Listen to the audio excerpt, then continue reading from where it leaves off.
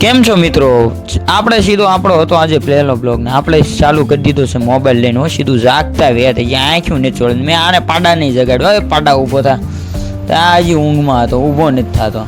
ઊભો થાય એટલે આ ઊભો થાય એટલે આ નહીં સમજે. આ પળા છે એક જાતની. તો આ ભાઈ કે નથી ઊભું થવું. મેં કીધું કાંઈ વાંધો નહીં, મને પીસું કરવા દે. મેં સીધી પીસી લઈને સીધું લીધું. હો ભાઈ રાતે ઘણવાનું રગડવાનું ચાલુ કર્યું ભાઈ. પહેલાં શરૂઆત તો પીસીથી થાય ને મારા વાલા. જાગતા વેદ આપણે પહેલાં પીસું પકડવું પડે.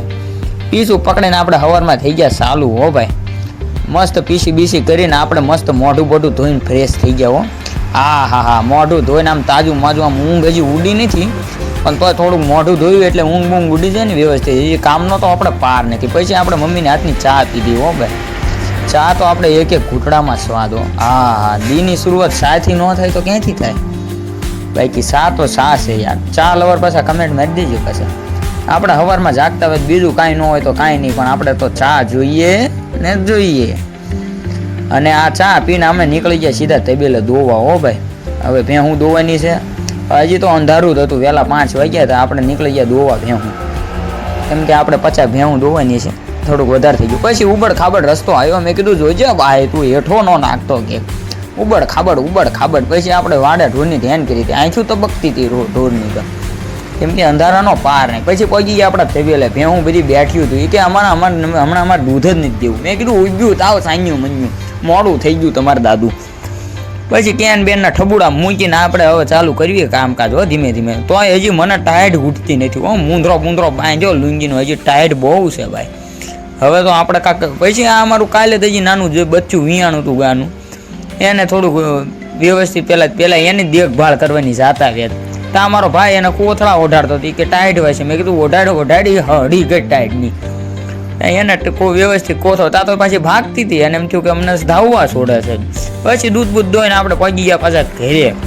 અને ભાઈ આજ કાંઈ કામ કર્યું નથી. ભાઈ રાજી થયા. બધા ભેહું મારી પાસે દોડે. મેં કીધું કાંઈ વાંધો નહીં, કાલ તારી વાત. પછી દૂધના પોટલા બાંધીને ભાઈને દઈ દીધું. દૂધ એ લઈને નીકળ્યો અને હું આવી ગયો સીધો ભેહુંમાં. હો ભાઈ ભેહુંમાં આવીને જો આપણે સીધું સવારે 9 વાગે ભેહું છોડીને કામ બામ કમ્પ્લીટ કરીને પછી આપણે ભેહું છોડીને આમ ભેહું પણ ઓલ પાસે હું આઈન પાછું થોડોક વધારે ઓલું થઈ ગયું છે પણ કાંઈ વાંધો નહીં. પછી ભેહુંને હાંક્યું. મેં કીધું આગળ હાલો, આઈન પાસે જ સારું આપણે અહીંયા કાંઈ નથી. આગળ હાંકતો હતો. હાંકતા આ રોડીએ સડાયું. જો રોડે સડ્યું. ઘડીકમાં ધરાઈ ગયું એવું લાગે. કેમ લાગે તમને? ના ભેહું હજી ઓછી ધરાણી છે. ઓલી તો અમારે મોરે તો હોય. હો ભાઈ.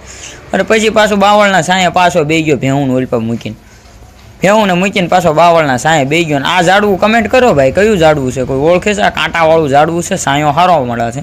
જે હોય પણ આપણે બે હોયથી મતલબ છે ને. અને ભેહું પોળ્યું છે બાકી. હરું ઘાસ ખાય છે, લીલું ખડ. હા અહીંયા આપણો બ્લોગ થાય છે પૂરો. સબસ્ક્રાઈબ કરવાનું ભૂલતા નહીં.